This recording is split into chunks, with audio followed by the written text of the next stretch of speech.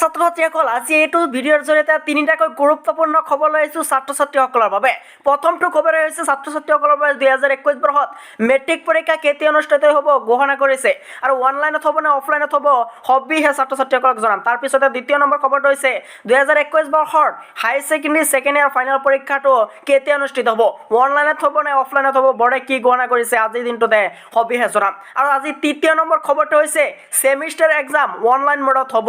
সকলো ছেমিষ্টাৰ পৰীক্ষা অনলাইনত হ'ব আজি ঘোষণা কৰিছে বৰ্ডৰ পৰা। ছাত্ৰ ছাত্ৰীসকলে এই তিনিটা খবৰ খুব গুৰুত্বপূৰ্ণ হয় সকলোৰ বাবে। সকলোৱে ভিডিঅ'টো প্ৰথমৰ পৰা শেষলৈকে অতি মনোযোগেৰে চাই যাবা আৰু সকলোৱে এই ভিডিঅ'টো তোমালোকে শ্বেয়াৰ কৰি দিবা যাতে সকলো ছাত্ৰ ছাত্ৰীয়ে গম পায় খবৰখিনি অনলাইনত হ'ব নে অফলাইনত হ'ব, কেতিয়া অনুষ্ঠিত হ'ব, অনলাইনত ঘোষণা কৰিছে ছেমিষ্টাৰ এক্সাম, সকলোখিনি তোমালোকে গম পাবা এইটো ভিডিঅ'ৰ জৰিয়তে। গতিকে তোমালোকে যদি এতিয়ালৈকে চেনেলটো ছাবস্ক্ৰাইব কৰা নাই তেনেহ'লে চেনেলটো ছাবস্ক্ৰাইব কৰিবা এনেধৰণৰ নতুন নতুন সদায় ভিডিঅ'বিলাক পাই থাকিবলৈ। আশা আমি দেৰি নকৰি ভিডিঅ'টো আৰম্ভ কৰোঁ।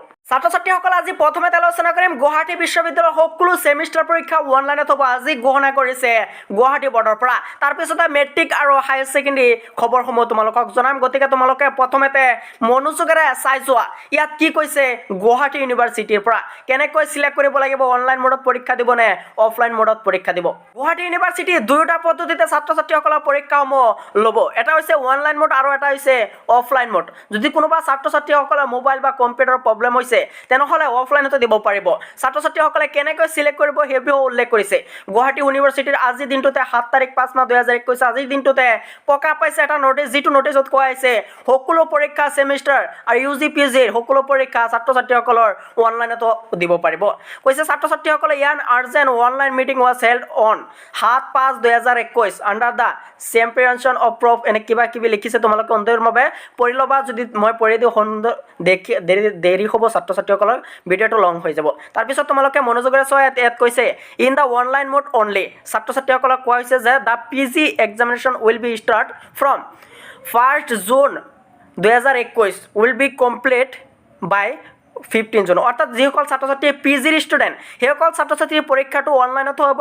অনলাইনৰ পৰীক্ষাটো আৰম্ভ হ'ব 1 জুনৰ পৰা। 1 জুনত আৰম্ভ হৈ ছাত্ৰ ছাত্ৰীসকলৰ পৰীক্ষা যিটো আছে 15 জুনৰ ভিতৰত সম্পূৰ্ণকৈ শেষ হ'ব। এইটো হৈছে PGৰ অনলাইন পৰীক্ষা। PGৰ অনলাইন পৰীক্ষাটো 1 জুনৰ পৰা আৰম্ভ হৈ 15 জুনত শেষ হ'ব। তাৰপিছত এতিয়া আহিছোঁ UG হৈছে আণ্ডাৰ গ্ৰেজুৱেশ্যন ছাত্ৰ ছাত্ৰীসকলে এক্সামিনেশ্যন যিটো পৰীক্ষা সেই পৰীক্ষাটো ছাত্ৰ ছাত্ৰীসকলৰ 2nd উইক অফ জুন মাহৰ দ্বিতীয় সপ্তাহৰ পৰা আৰম্ভ হ'ব বুলি উল্লেখ কৰিছে নটিছটোত উল্লেখ কৰিছে যে জুন মাহৰ দ্বিতীয় সপ্তাহ অৰ্থাৎ দ্বিতীয় সপ্তাহৰ পৰা আৰম্ভ হ'ব অফ দ্য জুন 2021। তাৰপিছত কৈছে ষ্টডি ব্ৰেক উইল ডিচাইড, ইয়াত কৈছে দ্বিতীয় সপ্তাহৰ পৰা আৰম্ভ হোৱাৰ পিছৰ পৰা যিমানখিনি দিন আছে ছাত্ৰ ছাত্ৰীসকলৰ একেটা দিনৰ ভিতৰতে ছাত্ৰ ছাত্ৰীসকলৰ পৰীক্ষাটো হৈ যাব। এইটো হৈছে ছাত্ৰ ছাত্ৰীসকলৰ বাবে এটা গুৰুত্বপূৰ্ণ খবৰ। আৰু অনলাইন মোডত এইবাৰ পৰীক্ষাসমূহ দিছে। SOP সমূহ ঘোষণা কৰিব কেইদিনৰ ভিতৰতে ছাত্ৰ ছাত্ৰীসকলে SOP সমূহ পাব আৰু চিলেক্ট কৰিব লাগিব কোনসকল ছাত্ৰ ছাত্ৰীয়ে অনলাইন মোডত পৰীক্ষাসমূহ দিব। সবিহে ছাত্ৰ ছাত্ৰীসকলে গুৱাহাটী ইউনিভাৰ্চিটিৰ ৱেবছাইটত গৈ ছাত্ৰ ছাত্ৰীসকলে চিলেক্ট কৰিব লাগিব অনলাইনত নে অফলাইনত পৰীক্ষাসমূহ দিব। ছাত্ৰ ছাত্ৰীসকল তোমালোকে এই নটিছটো কেনেকৈ ডাউনলোড কৰিবা এতিয়া তোমালোক প্ৰমাণিতভাৱে জনাই দি আছোঁ। তোমালোকে গুৱাহাটী ইউনিভাৰ্চিটিৰ অফিচিয়েল ৱেবছাইটৰ পৰা সুন্দৰভাৱে তোমালোকে ডাউনলোড কৰি লোৱা এই অফিচিয়েল নটিছটো। ছাত্ৰীসকল তোমালোকে গুৱাহাটী ইউনিভাৰ্চিটিৰ যিটো অফিচিয়েল ৱেবছাইটত আহিবা guwahati.ac.in। তোমালোকে যিটো অফিচিয়েল ৱেবছাইট গুৱাহাটী ইউনিভাৰ্চিটিৰ সেই অফিচিয়েল ৱেবছাইটত আহিব। অহাৰ লগে লগে তোমালোকে তলফালে ডাউন কৰিবা। তলফালে ডাউন কৰাৰ লগে লগে তোমালোকে চাবা নটিফিকেশ্যন আহিছে ছাত্ৰ ছাত্ৰীসকলৰ এক্সাম অনলাইন মোডত পাতিবলৈ। তোমালোকে চোৱা ইয়াত এনেকৈ আহিছে তোমালোকৰ এক্সামিনেশ্যন যদি ক্লিক কৰা তেনেহ'লে তোমালোকে ইয়াৰ পৰাও তোমালোকে নটিছটো ডাউনলোড কৰিব পাৰে। তোমালোকে তলফালে ডাউন কৰাৰ লগে লগে তোমালোকে ওপৰৰ ফালে এনেকৈ আহি যাব। অহাৰ লগে লগে তোমালোকে ইয়াত অলপ ধৰাৰ লগে লগে তোমালোকে এনেকৈ অপশ্যনটো আহিব। চোৱা ইয়াত notification on the ensuing examination of Guwahati university.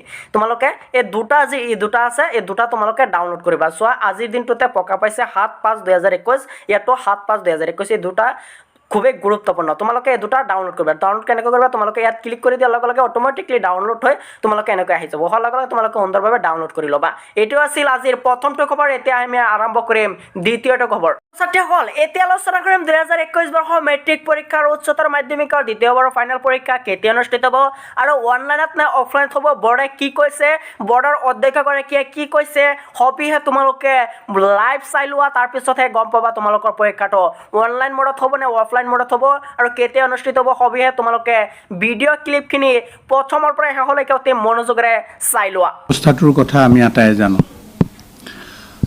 Right from Assam India all over the world আমি ভাইৰাছৰ লগত ফাইট কৰিব লগা হৈছে হিউমেনিটিয়ে আৰু এটা নেচাৰেল কেলামিটিজ যিটো নেচাৰেল কেলামিটিজ বহুলাংশে মানে মানুহৰ যিটো জ্ঞান সেই জ্ঞানে বহুলাংশে ফেইল হোৱা নিচিনা হৈছে ক'ৰবাত ছাকচেছ হৈছে এনেকুৱা আৰু তাৰ কাৰণে আমাৰ আটাইতকৈ ডাঙৰ কথা যে আমি নতুন প্ৰজন্মৰ লগত সদায় আমি কাম কৰোঁ তো অসমৰ নতুন প্ৰজন্মৰ এণ্টায়াৰ যিটো জীৱনৰ মানে মূল ৰাস্তাৰ যিটো কটা যায় যিটো পৰীক্ষাত সেইটো পৰীক্ষা আমি লওঁ তো আমি বহুত আশা কৰিছিলোঁ যে এই পেণ্ডেমিক পিৰিয়ডটো অলপ লাঘৱ হ'ব লাহে লাহে কমিব আৰু আমি ফিক্স কৰা 11 মে'ৰ পৰা 11 মে'ৰ পৰা আমি পৰীক্ষা ল'ব পাৰিম কিন্তু দুৰ্ভাগ্যৰ বিষয় যে এই বস্তুটো নেচাৰেল কেলামিটিটো নকমিল ই নকমি বাঢ়িল আৰু চৰকাৰেও খুব বেছি ভালদৰে এই ক্ষেত্ৰত অনুধাৱন কৰি আছে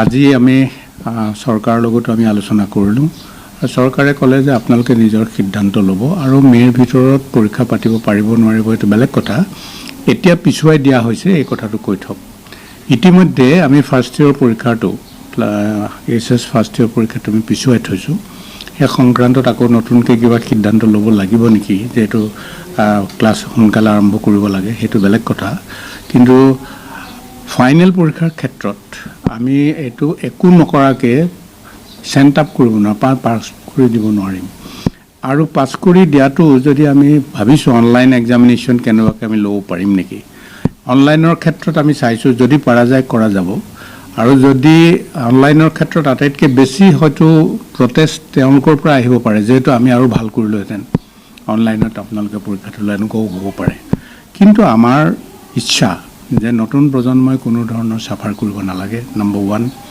নম্বৰ 2 তেওঁলোকৰ মনোবল অটুট থাকিব লাগে নম্বৰ 3 অভিভাৱকসকল যাতে বিপদত নপৰে তেওঁলোকে যাতে বেছি চিন্তা নকৰে তাৰ কাৰণে আমি সাৱধান হ'ব লাগিব সেই ক্ষেত্ৰত আমি নতুন প্ৰজন্ম ছাত্ৰ ছাত্ৰী বন্ধুসকলক এটা কথা কৈছোঁ যে পৰীক্ষা সৰ্বোচ্চ বুলি ধৰি ল'ব নালাগে পৰীক্ষাটো জীৱনৰ এটা অংগ হিচাপে ধৰি লৈ সেইটোৰ ক্ষেত্ৰত বেছি চিন্তা নকৰি তেওঁলোকে এটা নৰ্মেল লাইফ পঢ়া শুনাটো যেনেদৰে কৰিছিল আগতে ধৰি লওক 8 ঘণ্টা 10 ঘণ্টা কোনোবাই পঢ়িছিল এতিয়া সিমান পঢ়িব লাগে সেই কথাটো আমি কোৱা নাই কিন্তু পঢ়াটোৰ লগত সম্পৰ্কটো ৰাখিব লাগিব যেটো পৰীক্ষা কিবা এটা নহয় কিবা এটা পৰ্যায়ত পৰীক্ষাটো হ'বই তো নতুন প্ৰজন্মৰ প্ৰতি সেইকাৰণে আমাৰ আগ্ৰহ আৰু তেওঁলোকক আমি অনুৰোধ জনাম যে মনোবল কোনো কাৰণতে আপোনালোকে ভাঙি নিদিব বহু মানুহে পৃথিৱীৰ বহু মানুহ স্কুল নেদেখাকে বিখ্যাত হৈছে পৰীক্ষাটো নিদিয়াকে বিখ্যাত হ'ব এই কথাটো আমি কোৱা নাই কিন্তু জীৱনটো কেৱল মাত্ৰ পৰীক্ষা নহয় এই বুলি ভাবি ইজ হ'ব লাগে তেওঁলোকে অলপ উজু কৰিব লাগে